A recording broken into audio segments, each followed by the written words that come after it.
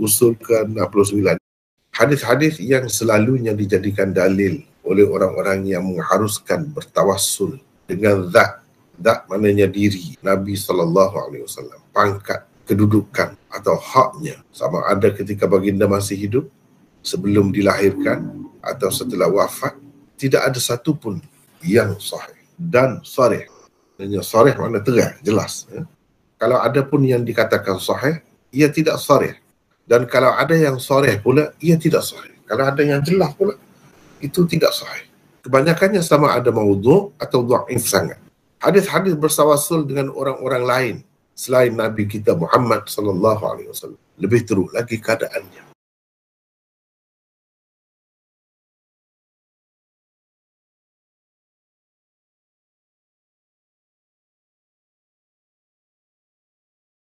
Tawassul ini berdoa kepada Allah, minta dengan Allah. Cuma dengan menyebutkan zat Nabi dicelah tu. Kalau tidak minta dengan Allah, minta dengan Nabi itu syirik, memang jelas.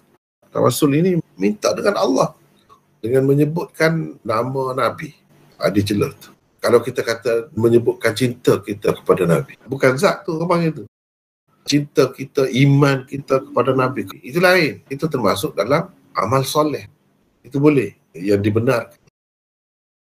Di zaman Nabi SAW dahulu, sahabat-sahabat minta Nabi supaya berdoa untuknya atau untuk orang ramai, umat itu, masyarakat itu. Itu ada khilaf, memang boleh pun semasa Nabi hidup. Selepas Nabi SAW mati, nak pergi minta dengan dia, itu tak ada dalil. Dalil yang kukuh maksudnya.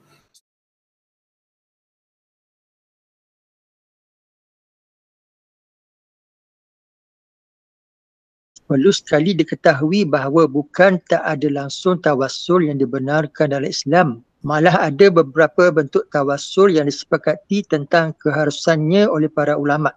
Tawassul yang dibenarkan dalam Islam dan mempunyai dalil yang kukuh di dalam Al-Quran dan As-Sunnah secara kasarnya terbagi pada 3 bahagian, iaitu pertama, tawassul dengan amal soleh sendiri.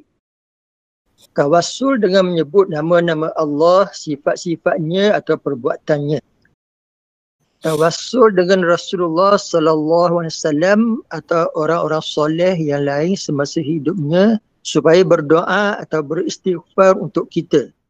Dalam keadaan sudah ada saluran yang dibenar, untuk apa dicari jalan lain yang terlarang dan boleh membawa kepada bahaya yang amat besar, iaitu kesyirikan. Tawassul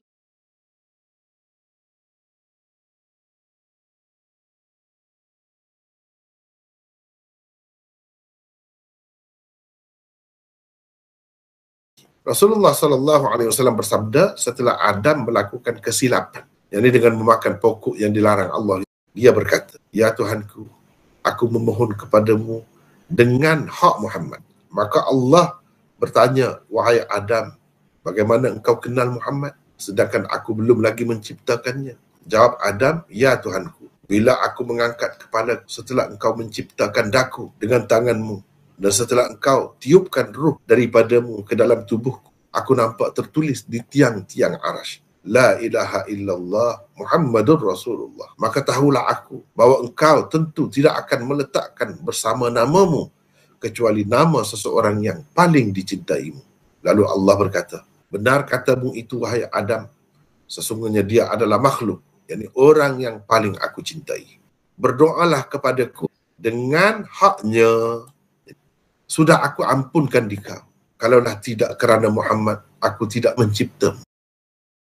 Ini Allah ajar Nabi Adam ni supaya kalau berdoa, doalah dengan bertawassulkan dengan hak Muhammad agar engkau mengampunkan daku. Jadi minta dengan Tuhan juga, tapi bertawassulkan dengan menyebut itu. Sesoalannya Nabi ni ada hak terhadap Allah. Jadi Allah tu macam terpaksa lah dalam keadaan gitu. Ini bukti bagi orang yang kata tawassul dengan Nabi ni boleh sebelum Nabi ada lagi. Sebelum ia dilahirkan lagi pun boleh. Ni istimewa ni untuk Nabi kita, kata mereka. Orang lain tak boleh macam. Sebab ada hadis kata dia. Ni hadisnya. Tawassul tu dengan hak Nabi. Dengan hak Nabi. Jah Nabi, pangkat Nabi, maqam Nabi. Maqam kenabian tu. Bukan kerana kepercayaan kita kepada maqam dia. Itu lain. Itu sikit beza je. Kepercayaan kita itu termasuk dalam amal soleh dah, boleh. Macam tu boleh. Ini semata-mata diri dia. Maknanya seseorangnya kalau orang kafir pun dia tidak percaya pun kepada Nabi. Tapi dengan bertawassul dengan zat dia, diri dia.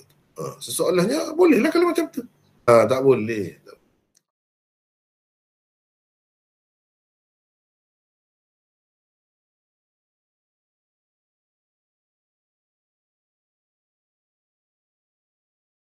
Komentar. Az-Zahabi berkata, ia maudhu'. Abdullah bin Muslim Abdul Harith Al-Fihri. Ibnu Hibban kata, dia dikatakan mereka hadis. Jadi ulama mengatakan hadis itu maudhu', salah satu cara mereka ialah apabila ada di dalam sanad hadis itu perawi yang dikatakan mereka hadis. Bukan dia saja yang kata maudhu'. Imam Ibnu Taimiyah umpamanya. Kalau yang kemudian ni, Syekh Albani, contoh pertama di atas, menyatakan dosa atau kesalahan Nabi Adam diampunkan oleh Allah. Kerana beliau ini berdoa kepada Allah supaya diampuni dengan bertawassulkan hak Nabi Muhammad. Padahal di dalam Al-Quran Allah berfirman menyatakan permohonan ampun Nabi Adam diterima Allah setelah Nabi Adam menerima beberapa kalimat daripadanya. Maknanya hadis itu bercanggah dengan ayat Quran. Ayat Quran ini cerita Nabi Adam ada terima beberapa kalimat. Lepas tu dia ucapkan kalimat itulah berkali-kali sehingga Allah menerima taubatnya. Hadis seperti itu mungkin direka oleh orang Islam yang jahil sebagai tindak balas terhadap orang-orang Kristian yang mempercayai Nabi Isa lah yang telah menebus dosa Nabi Adam. Oleh kerana itu dianggap sebagai kelebihan Nabi Isa, maka supaya tidak kurang kedudukan Nabi Muhammad, mereka yakni mengada-ngadakan cerita itu. Tawassul dengan zat yakni diri Nabi SAW, kedudukan, pangkat, maqam, hak Nabi SAW meskipun belum lagi merupakan kesyirikan, namun ia adalah satu bid'ah yang boleh membawa kepada kesyirikan. Sesuatu yang boleh membawa kepada kesyirikan dan kekufuran seharusnya dibendung dan ditutup segala pintunya supaya umat terselamat daripada bencana dan malapetaka itu. Di akhir hadis itu terdapat kenyataan tentang sebab kejadian Adam itu sendiri. Ia kononnya dicipta kerana Nabi Muhammad SAW. Kalau tidak kerana Muhammad, nescaya Allah tidak mencipta Adam. Padahal Allah telah berfirman, وَمَا خَلَقْتُ الْجِنَّ وَالْإِنْسَ إِلَّا لِيَعْبُدُونَ. Bermaksud, dan ingatlah, aku tidak menciptakan jin dan manusia, melainkan supaya mereka mengabdi kepadaku. Az-Zariyat ayat 56. Inilah.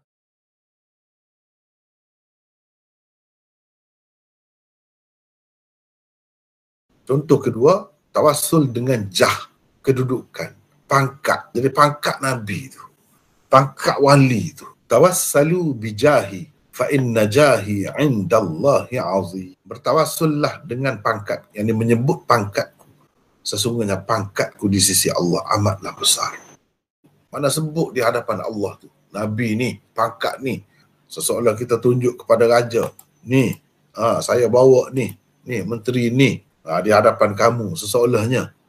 Kalau manusia gitulah, bawa orang yang rapat, orang yang raja tu segan. Jadi Allah ni macam manusia, masuk makhluk. Kalau kita tahu Nabi SAW ni kan, cukup jaga, cukup tawaduk. Tak ada nak ajar benda-benda macam ni, tak sesuai. Dia kalau dia orang nak muliakan, dia nak bangun pun dia larang. Sampai begitu sekali tawaduk. Tiba-tiba ajar begini.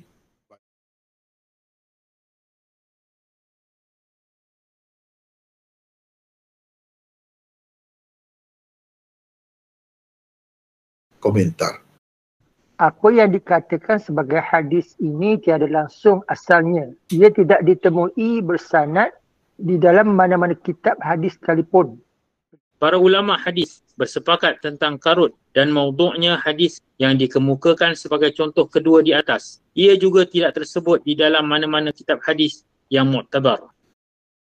Adanya pangkat seseorang yang besar di sisi Allah tidaklah terus boleh dijadikan dalil bagi keharusan bertawassul dengannya, sebagaimana tidak harus kita bersujud dan rokok kepadanya. Kalaulah tawassul dengan pangkat dan kedudukan Nabi SAW memang termasuk di dalam perkara qurbah, sesuatu ibadat yang menghampirkan diri seseorang kepada Allah, tentulah Nabi SAW telah pun mengajar umatnya.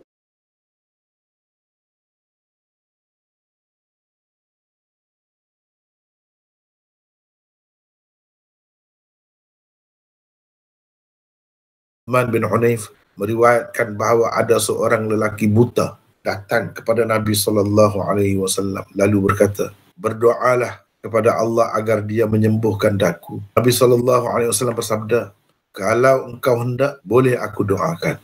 Dan kalau engkau hendak bersabar, maka itulah yang lebih baik untukmu. Si buta itu berkata, engkau berdoalah kepadanya. Jadi engkau berdoalah juga, mintalah doalah juga kepadanya, kepada Allah. Kata perawi, maka Rasulullah SAW menyuruhnya berwudu dengan seelok-eloknya. Kemudian berdoa dengan doa ini yang bermaksud, ya Allah, sesungguhnya aku memohon kepadamu dan menghadap kepadamu dengan nabimu, yakni dengan bertawassulkan doa nabimu Muhammad, Nabi rahmat, Nabi yang membawa rahmat.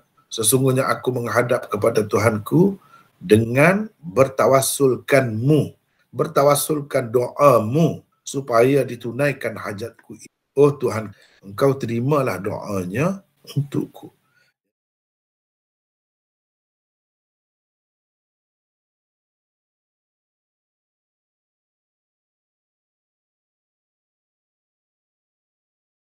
Komentar. Hadis ini merupakan dalil yang paling sahih dan paling terang tentang keharusan bertawassul kepada Allah dengan zat Nabi SAW. Jahnya, yakni pangkatnya atau maqam, iaitu kedudukan dan haknya di sisi orang-orang yang mengharuskannya. Bagi mereka, bertawassul dengan zat Nabi SAW dan pangkatnya itu bukan hanya harus semasa hidup baginda sahaja, malah setelah baginda wafat dan telah berada di alam barzakh juga.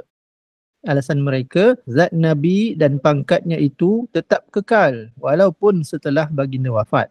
Jadi apa salahnya bertawassul dengan semua yang tersebut itu, baik semasa hidupnya atau selepas kewafatannya? Walaupun hadis yang dikemukakan sebagai contoh ketiga di atas itu sahih, tetapi ia tidak sharih tentang keharusan bertawassul kepada Allah dengan zat Nabi SAW, jahnya, yakni pangkatnya, ataupun maqam, yakni kedudukan dan haknya. Sebaliknya, ia jelas menunjukkan sahabat yang buta itu telah bertawassul dengan doa Nabi SAW ketika baginda sedang hidup. Dia dengan jelas telah meminta kepada Rasulullah SAW agar berdoa kepada Allah supaya dihilangkan penyakit butanya. Sebagaimana kita semua maklum bahawa meminta seseorang supaya berdoa untuk kebaikan dunia dan akhirat kita semasa ia masih hidup termasuk dalam tawassul yang memang disepakati semua pihak tentang keharusannya. Sebenarnya hadis ini tak jelas. Hadis ini yang jelas, orang tu bertawassul dengan doa Nabi. Dia minta Nabi berdoa. Maknanya Nabi masih hidup lagi. Jadi macam mana kita nak kata ini dalil untuk selepas mati? Tak jelas tu, tidak sharih. Itulah yang dikatakan tidak sharih. Jelas, sahabat tu pergi bertemu dengan Nabi dan minta Nabi berdoa. Jadi kalau tawassul dengan doa Nabi, itu memang boleh. Itu termasuk dalam tawassul yang dibenarkan, yang disepakati, memang boleh. Hari ini pun kita boleh minta sesiapa berdoa untuk kita, boleh. Semasa hidup, selepas mati, tak ada dah. Kalau ada, mestilah sahabat-sahabat bertawassul dengan Nabi selepas dia meninggal. Minta dia doa dalam kubur dia. Sedangkan tak pernah ada begitu. Orang-orang yang mengharuskan tawassul dengan zat Nabi dan jahnya tidak hanya menghentikan keharusan itu setakat baginda sahaja. Mereka bahkan memperpanjangkan lagi keharusan itu kepada orang-orang lain yang dianggap sebagai wali-wali Allah dan orang-orang soleh. Bukan semasa hidup mereka sahaja, malah setelah mereka meninggal dunia juga. Hadis itulah juga yang dijadikan sebagai asas bagi pegangan mereka dalam bab ini. Justru kedudukan wali-wali Allah dan kemuliaan mereka juga kekal di sisi Allah sama seperti kedudukan Nabi SAW dan kemuliaannya. Bertawassul dengan zat seseorang, pangkatnya, kedudukannya atau haknya, sama ada ia seorang Nabi ataupun bukan Nabi, tidak pernah disyariatkan sebagai wasilah untuk doa seseorang dimakbulkan oleh Allah.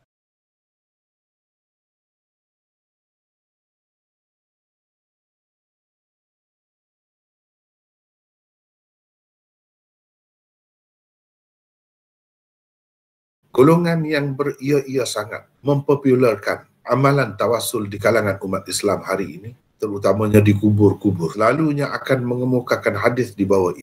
Bermaksud, Anas bin Malik meriwayatkan katanya, bila Fatimah binti Asad bin Hashim, ibu Ali meninggal, Rasulullah SAW datang kepadanya dan duduk dekat kepalanya. Lalu mengucapkan, semoga Allah merahmatimu, wahai ibuku. Kaulah ibuku selepas ibuku. Engkau melapar, aku pula engkau kenyangkan. Tidak lengkap berpakaian, aku pula engkau pakaikan. Engkau menahan dirimu daripada makanan yang sedap, kepadaku pula engkau memberikannya. Semua itu engkau lakukan semata-mata kerana Allah dan mengharapkan hari akhirat. Kemudian Nabi SAW memerintahkan dia dimandikan dengan dibasuh 3 kali anggota-anggotanya. Bila tiba masa digunakan air bercampur kafur, baginda menuangkannya ke atas tubuh ibunya itu dengan tangannya sendiri. Setelah itu baginda menanggalkan baju yang dipakainya lalu memakaikannya kepadanya. Selepas itu kain kafan dipakaikan. Kemudian Rasulullah SAW memanggil Usamah bin Zaid, Abu Ayyub Al-Ansari, Umar bin Al-Khattab dan seorang lagi budak hitam supaya menggali kuburnya. Setelah mereka sampai kepada lahat, Rasulullah SAW menggalinya sendiri dengan tangannya. Tanahnya dikeluarkan sendiri dengan tangannya. Apabila selesai, Rasulullah SAW masuk ke dalam lahat dan berbaring di dalamnya seraya mengucapkan, maksudnya, Allah lah Tuhan yang menghidup dan mematikan. Sedangkan dia yang maha hidup tidak akan mati. Ampunilah ibuku Fatimah binti Asad. Ajarkanlah kepadanya hujahnya. Perluaskan untuknya tempat masuknya dengan hak nabimu dan nabi-nabi sebelumku. Sesungguhnya kaulah Tuhan yang maha mengasihani. Kemudian Nabi SAW bertakbir 4 kali dalam salat jenazah ke atasnya. Lalu baginda sendiri bersama Al-Abbas dan Abu Bakar As-Siddiq radhiyallahu anhuma memasukkannya ke dalam kubur.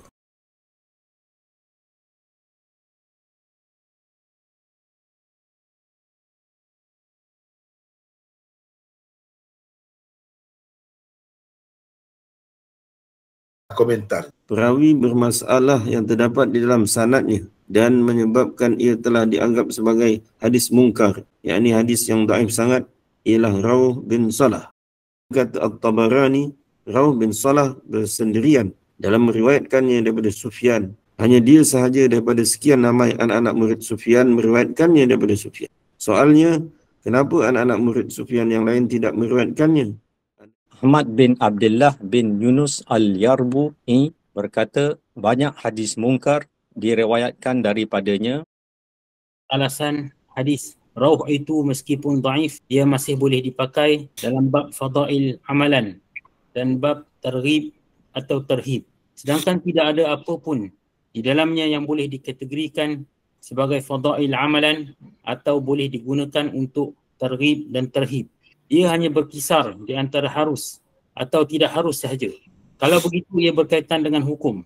Sebagaimana sedia dimaklumi, hadis dhaif sama sekali tidak boleh diguna untuk menentukan apa-apa hukum sekalipun. Kalaulah bertawassul dengan hak Nabi-Nabi yang sudah meninggal dunia itu memang disyariatkan dalam Islam, tentulah para sahabat telah mengamalkannya. Malah merekalah yang mula-mula sekali akan mengamalkannya. Terbukti bahawa mereka semua tidak pernah melakukannya. Tidak pernah juga ia dilakukan oleh mana-mana ulama mutaqaddimin atau imam-imam mujtahidin. Semua mereka bahkan melarang daripadanya. Imam Abu Hanifah dan 2 orang murid utamanya melarang seseorang berkata dalam doanya, aku memohon kepadamu dengan hak si fulan atau dengan hak para nabi dan rasulmu atau dengan hak Al-Baitil Haram atau Al-Mash'ar Al-Haram dan sebagainya. Kerana tidak ada sesiapa pun mempunyai hak terhadap Allah. Banyak terdapat perkara pelik dalam riwayat Rawh itu. Antaranya ialah Rasulullah SAW masuk ke dalam lahat kubur Fatimah binti Asad dan berbaring di dalamnya. Ini adalah satu perkara yang tidak pernah dilakukan oleh baginda untuk sesiapa pun selain beliau. Jika peristiwa itu benar-benar telah berlaku, tentulah ramai sahabat mengetahuinya lalu mereka meriwayatkannya. Dan banyaklah pula hadis-hadis yang sahih tentangnya. Tetapi sayang, tidak ada satu pun hadis sahih tentangnya, yang ada hanyalah hadis mungkar seperti